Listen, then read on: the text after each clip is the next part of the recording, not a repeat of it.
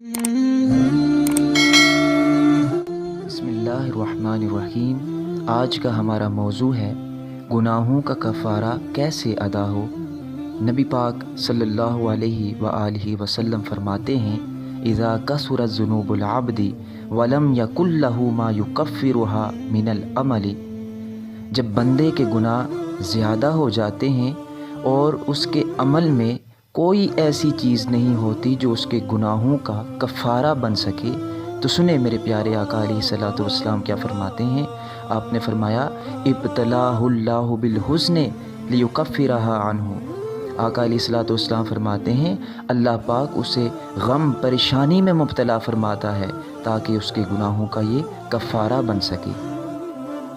اور دوسری حدیث مبارکہ میں آتا ہے، نبی پاک علیہ الصلوۃ والسلام فرماتے ہیں کہ بندہ مومن کو کوئی بھی مصیبت، کوئی بھی پریشانی نہیں پہنچتی، الا حط اللہ بہ سیئاتہ کما تحط الشجرۃ ورقھا۔ نبی پاک علیہ الصلوۃ والسلام نے فرمایا، کوئی بھی پریشانی، کوئی بھی مصیبت بندہ مومن کو نہیں پہنچتی مگر اس کے باعث، اس کے سبب اس کے گناہوں کو ایسے دور کر دیا جاتا ہے جیسے درخت سے پتے جھڑتے ہیں، ایسے مٹا دیا جاتا ہے اس کے گناہوں کو۔